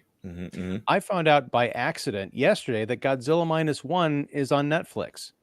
I was waiting forever for them to. You didn't see our 12 posts. The North American rights and stuff. Yeah. Well, no, but that's the thing is like I think I'd seen. I don't know if it was something that one of you guys had posted, but I think I saw an advertisement for it. I'm like, oh, is that the Netflix Japan or something? But no, it's domestic, and we got to do a show on that coming up soon. Well, but look how long they waited. I was excited. They waited 6 months. They did the formerly traditional 6-month window between. Well, that was partially tied up in rights. I think if they had their druthers, there would have been immediate. But to the point though, there should have been a giant, like Academy Award winning, amazing, Godzilla -1 is now on Netflix. Like, where was that stuff? In our crowd, it's there. Everywhere else, they need to wait for it to show up in that top 10 on Netflix, and it will, and it'll. It already is. It's number one on Netflix and Apple TV. The first time that's ever happened to any project ever. And let's not talk about. And they've got the dubbed and the subtitled version on there. And with Simon Pegg coming out and doing an epic Twitter rant about under no circumstances should you watch the dubbed version. Watch the original. And this summer they're doing the Godzilla -1 color on Netflix as well in July. That looks good too. Oh, and a quick plug for my boys at the Music Box Theater. I believe it's starting this weekend. It's Godzilla versus Music Box, where they're showing I think all the Tohos and Godzilla -1. Nice. Big marathon. There's a huge event. Yeah. And Jeff, to a comment you had made earlier about theater seating and experience, they're closing down the Music Box for a month, I think, to renovate. They're going to put in all new seats with cup holders and working on ADL modifications and things like that and restoring part of it to make it a really special experience. So I think that'll be key. I'm all okay. So this is a dump. Their programming is the top theater notch. seats that were from the 20s that nobody can fit in anymore. God, no! Fantastic. All right, we're going to breeze through these because I don't want to keep us here all night, and I do want to get. I think we're going to do a lightning round down with the other 7 points you had, and Jeff and Mark, I want to hear what your points are. And we might have to do a sequel to this presentation because this is, I think we're just getting started. But okay, so Sergio also says for the mainstream folks, they got to do longer theatrical windows. Yep, we talked about that. Godzilla. Sure. I mean, they made no streaming promises. It was theater only, no critics showings. Where that was the last movie I paid for, and I paid to see it twice. Like that was that big of a deal that I even came out of my woodwork to go see it. Wow, that could be on the poster. Don Shanahan paid to see a movie twice in the theater. That's a lot. And he was really only willing to pay for whores and penises, apparently. Whores and penises, correct? Yeah. And boy, was he disappointed after that first screening. Let me tell you. All right, so studio budgets are fake. All right, this is studio true. Box office reports are fake. This is true. Features can be made for like $100,000 or less. That is true in some instances. But I mean, I understand in principle, but it depends on what kind of movie you want to make. Because for the render farms alone, if you want to do something that has anything to do with special effects, just the computers to process that stuff on, you're getting pretty thick there. Yeah. Anyway, my 420 event sold out. Yes, he did, and he's got another series of movies coming out, or film series starting in July, or actually no, starting next week and then continuing into July. Indie Discovery LA with a New York screening. So I'll have some more information and info about that. Some interviews coming up. Shameless plug. Doing 10 more screenings soon. Oh, you're on top of it. In the innovations realm, I figured out how to do the endless runs with indies, 1 year or longer.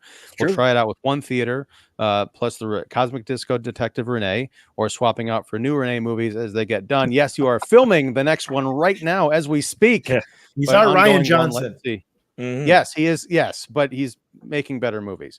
Even if theatrical goes down for one generation, it'll come back. Looking at images on large spaces goes back 40,000 years at least. I'm just thinking like SkyMax. Did people go out and just look up at the sky and Galileo's hey guys, there's these stars. Talk about sense around. You want something better than whores and peanuts? Let me give you balls of gas in the air right there. Galileo. Do you think if they made a movie about the stars? I'm thinking Brie Larson playing that astronomer, gender swapping it to be Galileo. Oh, that's all right. So you can't. And if you want to, make her more of a Wonder Woman, it could be Galileo. Oh, there you go. Yes. Okay. Cross the I's and Godot the T's. All right. And temples and churches for thousands of years had theatrical like experience. So it's it's a good point. It's the thing humans dig. Yes, it's like what bread and circuses they used to call it. I can use some bread right now. Some type of public group fantasy type escape hallucinations. I am all for group fantasies. Live stream podcast discussions like this one, a movie theater. Oh, there you go. No one's gonna pay to taking the seat at the AMC. Hey. As long as I'm not there, no, but like crowd. But you said like when the start, like Alamo does that a lot, where they'll do a live stream like post Q&A. That's obviously some theater somewhere where Celine Song comes and talks about past lives, with the cast, and it's a live Q&A. You might not be able to interact with it a lot, but if you were to open more interaction to those, they've been done and they play well. So I get it, but maybe it's us, It's always us, Don. I know. Also, humans will need movies to help with dating or meeting other people. So there's that. Do that now. Oh. When was the last time you took a chick to the movies? Bring back necking. Am I right? Maybe John said chick. Yeah. Hey, Hep Daddy. Sorry. But no, kids don't go to this anymore. Broads. Yeah. No, there's a reason why I had to see Army of Darkness in the theater twice. Anyway, let's go. Whoa. Did you miss a few parts? No. I missed a few parts. Okay. Oh, did your date also miss a few parts? Yeah. Well, Did you have to take the popcorn bucket back to the concession stand? No. Nothing that deep. Nothing that. Oh, well, what? You're selling yourself short on the depth there, buddy. Okay, nothing that deep for sure. Talk about a $5 Tuesday. I tell you, she didn't get the small popcorn on that one. No, oh my God! Free refill, baby. Come on. Yep. It's all ice. It's all ice. Anyway, maybe build theaters and events around the experience. Yep. One of my pre-show, the movie, then post hang. My one entrepreneurial idea that I laugh at that I would ever do was put a daycare inside a movie theater, so that you drop the kids off, the adults can go watch their adulty movie, and then pick up the kids when they're done, and they can feed them. I thought you were going to say for the patrons, because I went to go see If. I was surrounded by bad children, for, like, the 13-year-old sitting in there. Children. I feel bad for the 13-year-old on their phone sitting in a daycare center while a 2-year-old gets rocked while mommy goes and watches 50 Shades Free. But hey, whatever mommy's got to do. Oh my gosh. Still watching. All right, good. I think that's when I was asking if he was still watching. Yes. The idea is still on, not done yet. The watch live thing from Eventive. Yes. Okay. Good reminder. Need to use that 1-year paid Eventive for. There you go. Glad to help. In all this decadence that is being analyzed, what part of the responsibility do the critics, Rotten Tomatoes, take? Obviously, you're not included. That's your second show. Because that word of mouth, unfortunately, between the influencers, the hate crowd, the hyperbole crowd, there's a group of people who do what we do who want to see shit fail. There's a group of people who do what we do who trumpet everything is the best thing ever. And there's not a lot of smart, great nuance in between, let alone what the site pipes out and what entertainment journalists pop out. Like the feed, the noise is not very dilated. And we kid ourselves too, as much as there's a lot of blather on the internet. Not everybody's paying attention to those influencers and trolls and stuff like that. I mean, not everybody's on Twitter. And that can influence other things, and people maybe hear of that. But I think a lot of stuff for mainstream audiences, like to your point about some of those movies that the churchgoers go to and things like that, is they're not sitting there saying, well, what did Twitter say about this? They just want to see it. It's some things are critic proof. We've used that word on this show. Or they're just press proof. Like they don't pay that much attention to the press. Well, I wonder how much word of mouth. I wonder how much word of mouth actually matters, because you can go and say, "Oh, you have to go see this movie," and I can wait for it for streaming. Do I need to go next to yet? Word of mouth helps more than what they say on Twitter. It depends on the crowd, depends on the movie. Again, look at Sound of Freedom last year versus Mission Impossible. Word of mouth raked. That's true. Let's see. Oh wait, hold on a second. The real war happening in the Middle East probably has turned off a lot of people to the fake violence in Furiosa. That's a peaks and valleys. The 70s could be true. Versus the 60s. The 90s were reaction to the 80s, and that will come and go. Yeah. Mark, do you have to go soon? I think I will have to switch shortly. Yeah. Okay. Sorry. No, anytime you need to drop. Well, first of all, I'm going to pause comments for a second. I want to get your idea. What's your idea for the movie going future? Oh, I already dropped it. I just think more special showings, doing passes maybe. The only other idea I had is approach it like stadiums. While you might cut some theaters, imagine you could get box seating for a wide release movie theater to where it's not fully enclosed, but it's like a room where you could go with a small group to watch like a drive-in, a brand new release, kind of like a drive-in, only indoors, to where you could see a brand new released film, but it's a little box cabanas, seat. indoor cabanas, where your person on the cell phone next to you doesn't bother you because you got a wall. Like first class seating in a kind of like that, or like stadium with stadium seatings. You got box sets. You got box seating. So, but that's I think that's an interesting idea, and it goes along with something I've thought of, which is raising movie ticket prices. Because, like my experience with If, it was one of those more expensive movie theaters, and yet still there were obnoxious kids everywhere, and there are more obnoxious parents who weren't telling them to shut the hell up. Yeah, I feel like I would, in some cases, pay $50, $75 to like weed out the people. Like, I'm not going to pay $75 for my 5 kids to go and like run around the theater. Screw that. We'll wait for streaming. But if you're talking about a boutique experience like that, that raises the cost of putting on, that kind of a venue, which some people might be willing to pay for. It's just a matter of what that entails. Like, because if you're box seat at a stadium or something, that usually comes with like catering or some manner of, extra ambiance, which I think it's worth exploring. I just don't know if it's sustainable as like they're going to have that at every screening. But yeah, hell, if you can make it affordable for $25, I would definitely do that. I gotta go, guys. So I'll see you later. Later, Mark. Love you, Mark. Thank you. All right, let's see here. Okay, Eddie says, Jeff, great reflection on Furiosa and great Arnold imitation. It was. Well, thank you. You want to see my Arnold imitation from Total Recall? Oh no. Oh boy.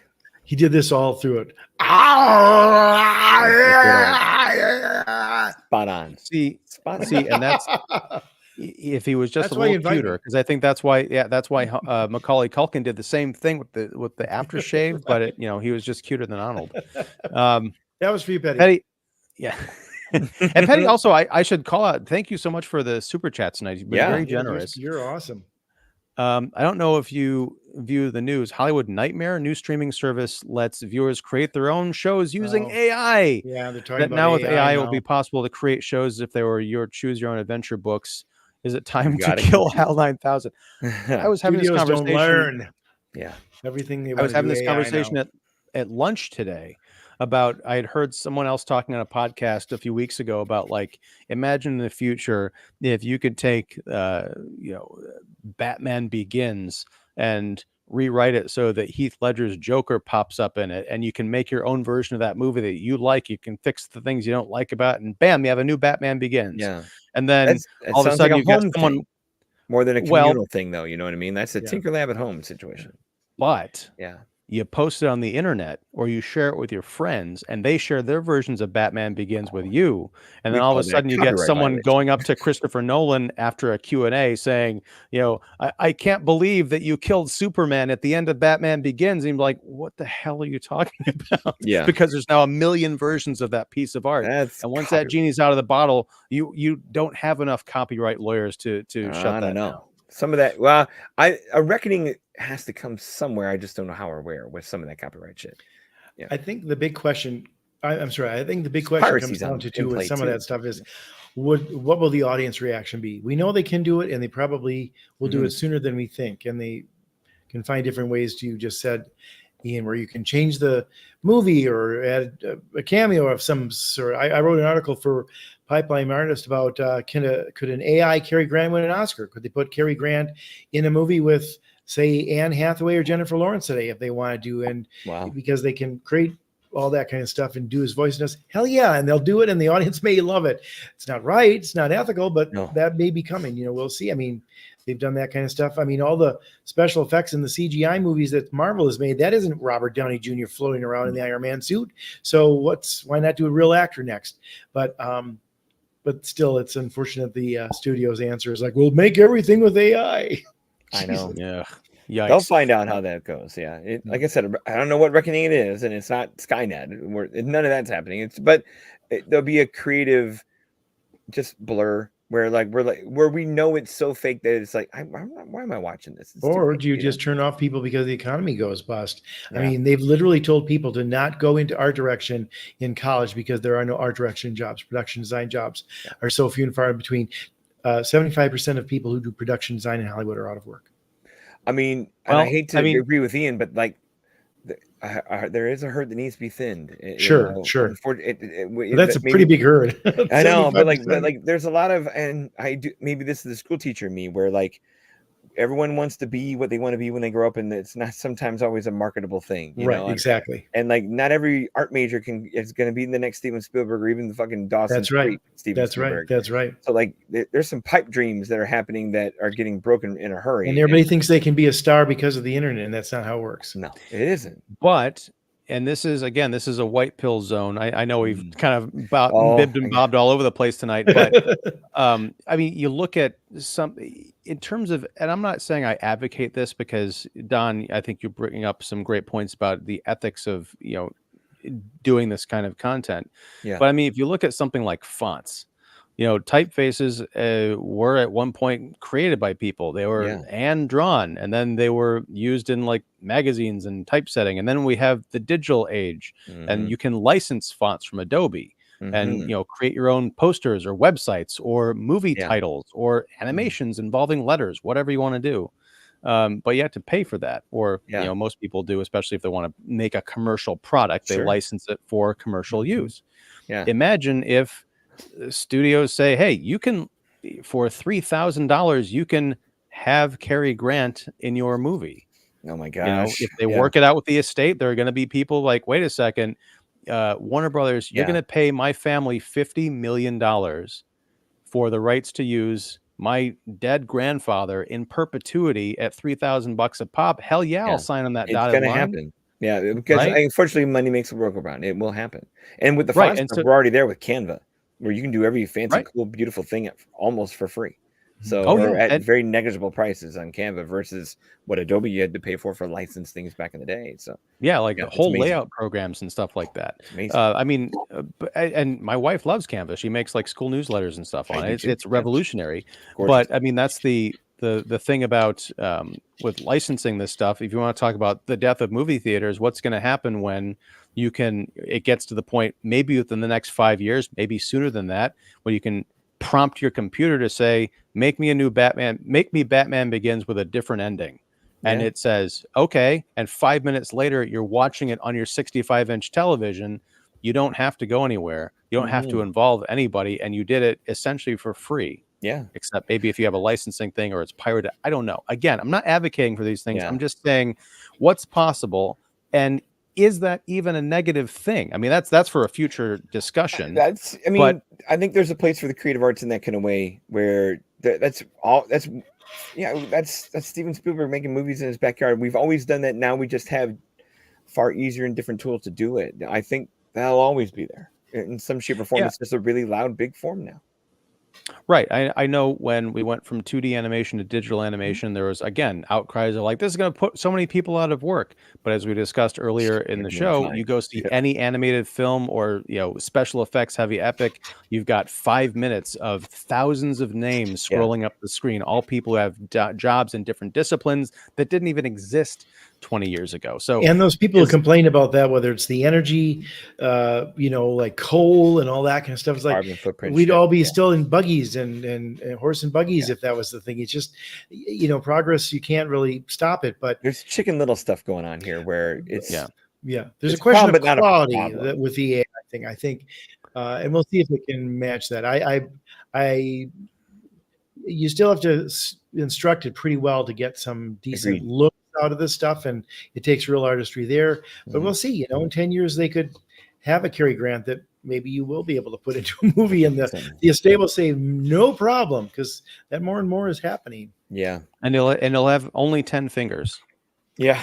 I got one more movie theater thing. And it's, I don't know how white the pill is that I'm talking about, but and this has kind of got some industry history to it. And Jeff, you might know this stuff as well. Like in 2020, the Paramount decrees expired.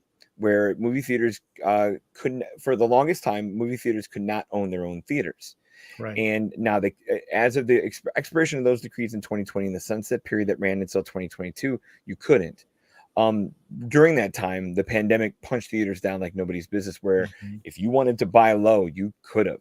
And now that we're having whatever lull that people think they're doing, I'm kind of surprised that they're, with the monopoly of control that most of these big studios that are on that level of too big to fail want to do, that Disney hasn't bought Marcus AMC right now, where they make their own theaters, where all those old Disney stores that used to be in the mall, because those are all dead too, are now your gift shops in the lobbies of a theater where you can go see Disney as pristine as they can be.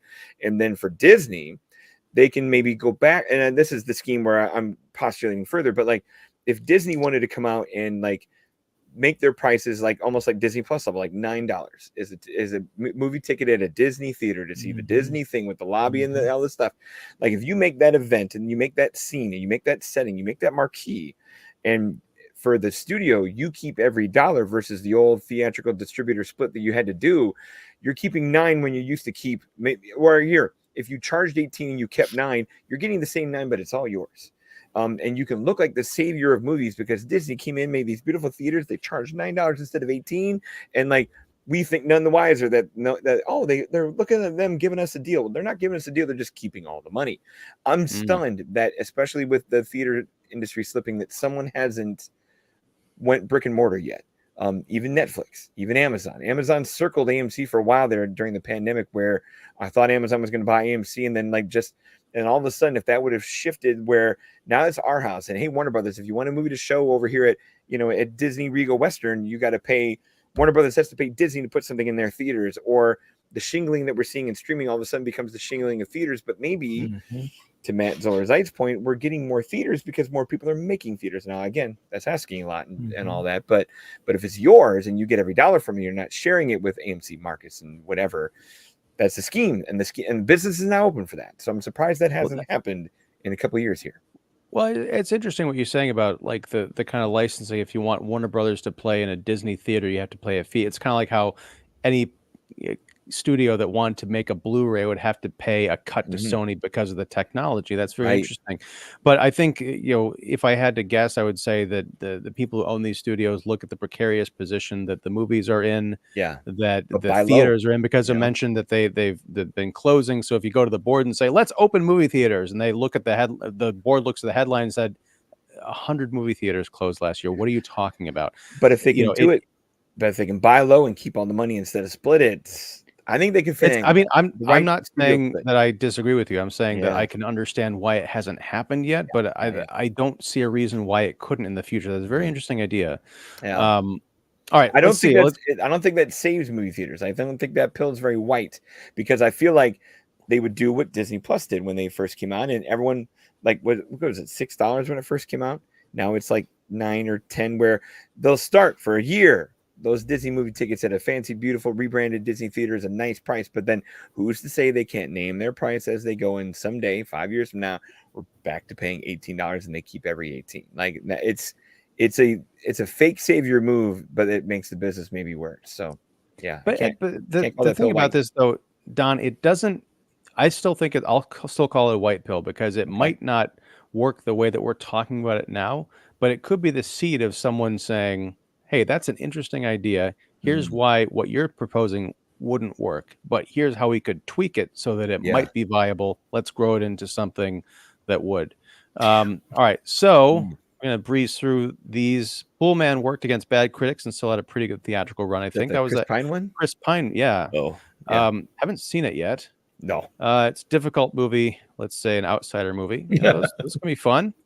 In that sense, AI will go against the creators and will help the big studios reduce costs. Haven't seen it yet. Maybe someday. Because we're still talking about $185 million budget in movies, where it's not here yet. Cost equals people. Yeah, but I mean, that's if AI in movies is a whole other conversation. See, the worry is like AI. You say, well, look at all the people credited on a Marvel movie, and make those outer space scenes work for Galaxy, Guardians of the Galaxy and stuff. But if you could say, hey, I'm going to use AI to create a set that's just somebody's apartment, put 2 actors in front of green screen like Robert Rodriguez did when he did Sin City. Right. That's where they're going to start doing it to save money. That's exactly right. And then you're gonna piss off the carpenters and the set designers. Exactly, and but all that's that what stuff. That's coming, and that's unfortunate. But he's right. It is. But I mean, who's to say that there can't be carpentry consultants or something? I don't there know will be what enough of those people will still the herd gets thin. The production designer aesthetic, who's the head guy to manage all that and control that, but still it will be eliminating some physical people and the labor involved in it. Yeah. Oh, this is getting dark, guys. Okay. Someone like Apple may get into physical theater biz. Somebody like that. And a good place to show their movies plus sell merch in the real world. Yeah, Mommy, I want the doll from the movie in the lobby. Like a Disney ride. You get off the ride. There's the merchandise. Yeah. It really bummed me out when the Disney store started to close, because I would go in there and I'd usually buy like a cup or a snow globe or something. Sure. I never went nuts in it, but it's just kind of action figures. They'd have the whole cast. Right. But put that in the lobby and people, you're just getting them. You're getting them. There's just more things. While they're feeling the best about that film. Exactly. I want a memory of this. Let me get the book. Exactly. Souvenirs. Like, totally. And more than that's just what they do in theaters. Cup. You come out of any Les Mis. I mean, Karen McIntosh made his billions on the T-shirts, not on the actual theatrical tickets. Yeah. Well, I think that's more. Don't go there. I would. We haven't even talked about the novelty popcorn buckets, but I think that's why there's such a craze now. Is because there's and they're getting really inventive with them. I think it was today or maybe it was yesterday they debuted the Deadpool Wolverine one where Wolverine looks like a sex doll, and that's where you eat the popcorn out of. Oh no! There was a there was a sneak peek of the hold back Kitty Glidewell. Hold back Kitty Glidewell. She's gonna get 2 of them, just like the Dune one. She's a fan. She's gonna have a I think we're going back to Whores and Peanuts again here. I think exactly. So. Yeah. Bring on the Whores and Peanuts. Look what they've got in the lobby for you. Yeah. IFC Center does that for art house movies. Very cool. T-shirts, books related to art house. I know. You look at Facets. Yeah. Right, but you also look at Facets, the indie theater here in Chicago, like a whole video and bookstore, right next to the Alamo theater. does it. Yep. Alamo. Yeah. Oh, that's right. So it can be done, and I think it can be done at scale. All right. So Jeff, real quick, because I know we're running it into 2 hours here, and I at once apologize and don't apologize, because this is a great conversation, but also I'm going to be watching the Bridgerton after this, so I have to conserve my energy. Wow. This is my blink twice moment. All right, so Jeff. Yes, sir. Give me your idea. Or have you shared it yet? Well, I have. I mean, I think there's, if I had to say 2 things that I think would be the immediate thing, other than making better movies that people want to see and things like that you could say. And then again, that's cyclical too. We've had a couple bad runs for the month. Who knows what the next month could be? We might be surprised by some sleeper hit. I think things that keep, and this is the clue to surviving and thriving and social media. And I think maybe on the internet, and we're talking about that audience sort of being raised on that now. And that is, I think you have to keep in front of them to keep their attention. And then you have to offer them special rewards for giving you that attention. Okay. So to me, it's like, find different ways to get people in the theater, whether it's events or all the things we talked about, which I think you're talking about. And then give me a reward for doing so. Don't just make, they only want my money. All they're doing is asking for, no, I'll give you something extra with it. And maybe it's a big thing. I'm not saying you have to give away a car if you're the 50th customer that certain night or whatever. That's the promotion. But it's not a bad thing to think about promotions for that kind of stuff. Think of it as Disney World. Disney World gives deals on tickets. They give deals on promos from this hotel to that hotel to this food place to that place. The gift shops right off the rides, everything like that.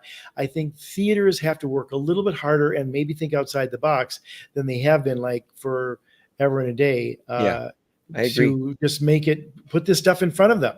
Oh, I don't even think about the theater. Well, now I am, because I see 10 different things they're doing. It sounds pretty exciting. And this, maybe I'll win something, And Jeff's right, because the generation now, the 20-somethings that are independent enough to want to go do that sort of thing, I taught them this is the entitlement, hand it to me because I want it generation, where unfortunately you got to put a carrot in front of their string and get them to do something. it's sad, but it works and it's necessary. The rest of us are like, the movie is a reward. No. It's the points. It's the whatever. And the it's free Coke. It's from McDonald's Monopoly. Got him to come in 2 days later. Yeah. And the economy, probably at least 1 or 2 more Happy Meals. Hey, I got a free Coke with it. I know, but like, but you bought 2 more Happy Meals, so Disney's making money hand over fist. But I mean, it's crazy as we're talking about this. Like, I'm calling it the entitlement generation, but they're also a broke entitlement generation where like they don't keep their parents' curio cabinets and things. Like they're cheap. They're cheap bastards. Like they want a good deal and they will wait for a good deal. They won't own a car. They don't buy cars. They use Uber. Like this is the shortcut generation, and you got to give them things that make things look like incentives and shortcuts, and it can be done. Jeff's right. He's on the tip of the spear with that, working the advertising he's doing. So, well, I think something kind of bring all of this together. You're talking about the streaming, theatrical to streaming window, the incentive. Fall Guy was famously in on demand or for rental 17 days after it hit theaters, and it's still in theaters and still making a bit of money, which is weird to me. But the cost to rent it on Amazon on day one was $20. The cost to own it on Amazon was $25, which is ludicrous because, it's almost like, well, for $5 more, I could own this movie that I've never seen before, but you are taking a gamble on if you hate it, then you're like, well, I'm glad I didn't spend that extra $5. Right. But to me, I think it should be like you rent it for 10, own it for 25. Right. Yeah. But what if your movie ticket to the Fall Guy included a guarantee that, when it comes on demand 3 months from now, digital ownership, or it's only $5 or something like that. Like now, you buy the movie ticket. I'm not saying you give away. I'm not necessarily you give it away, but maybe if they can absorb that cost, But here's it's $5. If you don't take advantage of this offer, it's going to be $25 like usual. So that I could spend $10-15 now to go see it in a theater and own it for $5 later. So that's $20 versus I spend $25 to own it later. So it's like you win either way. Yeah. And now, don't get me wrong. I'm that tinfoil hat guy that says, do you really own it? Can't Voodoo and Amazon just pull it away in an instant? But look, you're never going to get me with that ploy that I proposed anyway, because I am physical media through and through, Don. Yes. Me too. Yeah. But but then that's a whole nother the show too, where we're losing that, to a degree. I mean, there's the vinyl heads for the music, but like the crew that keeps these around is not very big. So, I mean, comparatively. So, I mean, we're losing store shelves, and that sucks too. So, and those DVDs they degenerate after a while too. It's not like they're going to last forever. Well, I mean, that's at least the nice thing about a lot of the things. They come with the digital code. So I've got that digital library and the physical library, when I hope both of them will still be around. I remember when they used to do the physical or the digital copy. I was putting up my hard drive and I was like, I've got like tons of movies in here that fortunately don't live in the cloud. They live on my hard drive, which unless that blows up, I've got, my copy of whatever I bought. Okay. Don, I know we had a lot. You had a big list. No, I'm good. We feel like you got through everything. Okay. Yeah, I'm good. Yeah, and Jeff and I know Mark, I know you guys had talked about your stuff, and I called you out later. I just wanted to make sure that I specifically made sure that you got your point across. Because I love the fact that we all kind of had a lot of similar thoughts. Because I think, again, nothing against that article on RogerEbert.com is terrific, but the only people who probably haven't thought of some of these things are the movie studios, it seems, or if they have, they've quickly said, we want the money now. But it's a lot of it is just very common sense. And I don't know how to correct hubris higher than us. It's rich man hubris stuff. And there's nobody, the only place to punch them is their wallet, and they're still too big to fail. Like, they're not really feeling that much of a loss. Can I tell you a quick projection loss? I'll tell you a quick but that's it. Yeah. I'll tell you a quick story. I promise it's quick because I know you want to end up, but this is going to be my end scene. So maybe I could say, if you, Jeff, any other thoughts, but this will be my last thought. It's an interesting story. In the late 90s, for a year, I worked on 20th Century Fox. My agency was J. Walter Thompson. I was a creative director on some special projects for Fox. We looked at the re-release of the Star Wars movies and did some advertising for them, which didn't come to total fruition, but it was a fascinating insight into them. And at that point, Searchlight was becoming kind of the big thing, and they were very good people, very smart people. I talked with one of the people who made trailers for the regular 20th Century Fox. And I asked him, I said, what do they tell you your job is? Because I was just curious how he approached it. And he was kind of tough, kind of almost like a tough New Yorker guy. But he said, like, they told me I'm only responsible for one thing, that opening day weekend. So in other words, that trailer is only responsible for it doesn't, there's no honoring the artist. There's no honoring the film. There's no honoring the scope of the 2-hour film. If he said, if I show a bit from the last scene that gets him in the theater, I don't give a shit. I said, even if it gives away the movie or death or something like that, doesn't matter. I'm tasked with getting them in that first weekend. And right there, that was 20 plus years ago. That's a problem. It's been a problem for 20 plus years. Yeah. Wow. Well, there's a lot. Let's bring back the mystery. Let's bring back trailers that are so cool and so mysterious that they will get Don Shanahan to watch trailers again. That's my challenge to you, Hollywood. Good luck. Good luck. I'm burnt too bad, man. Yeah, for sure. All right. Well, we got a few comments to round out the show. Petty says, bye. Great live. The length demonstrates it almost 2 hours. Well, thank you. I love demonstrating my length for 2 hours. Chiwa says, great show. None of the DVDs from Ancient Egyptians are working now. That's true. And today it's your turn to give your wives a foot massage for being absent for so long. Good luck, guys. That's what Bridgerton's for. You'll see. You'll see. I love fill your dance card in tonight, Ian. Yes. All right. Well, I am off to watch Bridgerton and then hopefully go to sleep, unless I'm so stimulated by all this coffee and the British drama that I can't sleep. Yeah. Anyway, but I do want to thank everybody for tuning in. We had quite an engaged audience and quite a few people watching. Comparatively, I would like to invite everyone who is watching to smash that like button, like and subscribe to the Kicking the Seat podcast and YouTube channel if you haven't already, and definitely support Earth's Mightiest critics, including Don Shanahan of Film Obsessive, Every Movie Has a Lesson, and the Cinephile History of It podcast, Jeff York of The Establishing Shot, and Pipeline Artists, Mark the Movie Man Krawcheck, who had to leave because we have gone to an ungodly length with this episode, but I think it's been a really fun, really great one. A lot of ideas, a lot of creativity, no doomsaying, or very little, I would say. Measured doomsaying, if any. Yeah. The answers are there. Just yes. People have to take them.